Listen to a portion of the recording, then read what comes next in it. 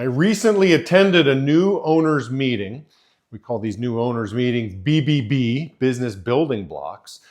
And a couple different people asked the same question. So a lot of new owners, this is on their mind. So Robbie Hamburger, what are the biggest mistakes ICL owners make in their first 6 months in business?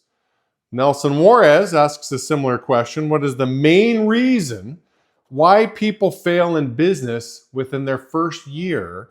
And another question here, what's one mistake that you made early on as an entrepreneur that you emphasize as advice now to new entrepreneurs? And isn't it interesting, talking about failures, with my children, when I talk about my successes, like, hey kids, let me sit you down, let me tell you about some of my wins, they don't really care to hear that. But boy, when I talk about my failures, they love hearing how dad fell right on his face. It's always very inspiring, and there's always a lot of great lessons you can learn from failure. So never let a good trial go to waste. I always say that. So today we're going to dive into what I believe to be the 5 main reasons why rookie owners may struggle. Okay, what are the 5 big roadblocks that I've seen with rookie owners over the years? So let's dive into this. The first 2 are going to be money related. Okay, and they're kind of opposites of each other. But the first one is, I see a lot of owners feeling the need to showcase success, right? Hey, I've advanced in the business. Here I am now as this owner, right? So I've got to kind of flash the cash, or I've got to showcase the success. And I find a lot of rookie owners justify high expenses, whether it means leasing a fancy car or living in a nice apartment. Listen, cash is king, when you first start off in business. And so I would say, listen, you got to make sure that you're frugal. Don't get so caught up in flashing the cash. We have enough people in the organization all around the country that are flashing the cash. So you can always defer to, like, hey, look at this guy spending all the money. I'll get there eventually, but not yet. So be frugal. Cash is king. So if the first 2 are money related, and point number 1 was, hey, be frugal, don't showcase, your success and spend money foolishly. Well, what could number 2 possibly be? And number 2 is, they don't spend enough money in the important areas, right? You can be too frugal in things like recruiting and bonuses for the reps, right? I never want to go cheap on that stuff. So I'll go super cheap in certain areas of my business for sure. Like, when I'm running road trips and things like that, I'm going to hotels, we're not staying in fancy hotels. If I'm ever in charge of events, right? You don't want me in charge of events because it's going to be Motel 6 all day long. That's kind of how I roll.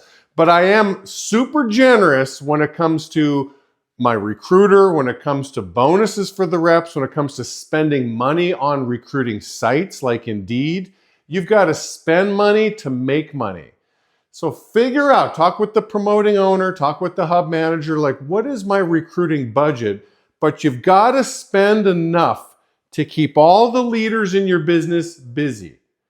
I'm running my sweet spot business, as I like to call it, when I've got a 1-to-1 ratio. If for every leader, I've got an entry level to work with, right? So if I'm starting my new business and I've got 5 leaders, well, there's a demand for 5 new recruits. I got to keep all my leaders busy, training, developing other people. It really keeps the business moving at a nice pace. The third common mistake that I see is owners that avoid going to the field. Jamie, I didn't work this hard in the field so I could stay in the field. Okay, I understand that. I didn't join the business either to be a permanent sales rep, but it's not so much that you have to go to the field, you get to go to the field. I've heard a lot of people in business say, hey, the thing that generates the revenue for the business, stay close to that. That's going to be a lot of great Shark Tank advice. What generates income? Like, you want to be at the heartbeat of that. You want to always stay close to that. So you're one of the best producers in your business, right? You never would have got promoted to management if you weren't very good. If you're not great, you're at least very good at the field. So use that talent and show people how to set the pace.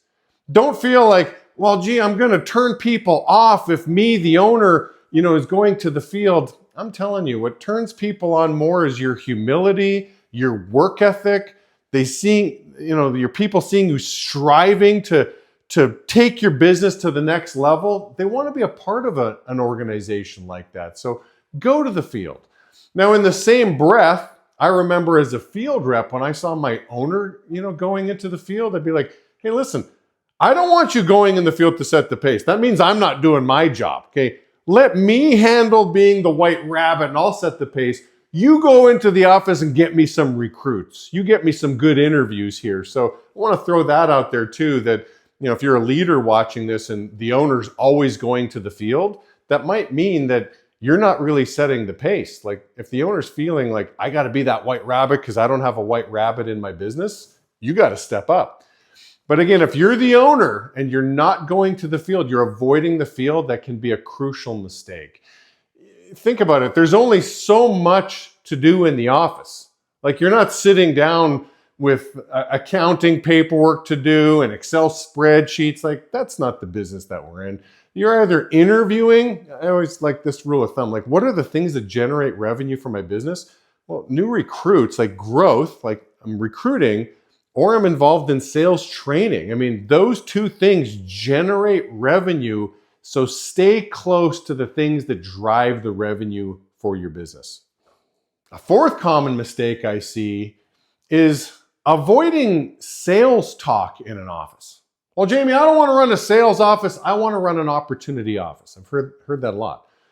Well, listen, if you want to run a great opportunity office, the higher the dollar per rep, the greater the opportunity office. I mean, you're going to put yourself in a position to open up new markets because you've just got so much more revenue in the business. So don't avoid great sales training. There should always be a portion of time in your morning atmosphere, whether it's live in the office or whether it's on Zoom, doing it remotely. There should be a good portion of time with some great sales training. I mean, all the best offices I've ever been to, I have always been impressed, and I always applaud the top leaders. Usually that's who's running it. It's either a top leader running it or it's the owner running it, but somebody that can really walk through great introductions, great transitions to closing, great closing techniques. Like get your people proficient in sales. It will drive the opportunity business that you're looking for. And the fifth common mistake that I see, and I'm guilty of this one, is outsourcing the building of the business to your leaders. Right? Think about it. If you have a leader and he's got a real sharp person on his team and the person quits, who did the person quit on? Did the person quit on the leader? Well, the person quit on you, the owner. Right? They quit on the leader and they quit on you. So I don't want to outsource the relationship building piece, right? Like I thought that, okay, I've become an owner now and, all my guys have watched me, with my team nights and all the crew activities I did. It's their turn now. And I temporarily stopped doing that thinking, well, it's their turn. I'm passing the baton on to them. And it didn't work. So I had to take that back. I can't outsource that. Nobody cares about the success of your business more than you. So you've got to own that. I cannot outsource the development of other people, the relationship building. Now, I can partner with people on that, yes, but I've got to be deeply involved. So those are the 5 common things that I've seen over the years. I hope that helps. I mean, you want to avoid these things at all costs. You don't really want to go through the same learning curves that I did, right? Like learn off other people's mistakes and just do your best to run a thriving business.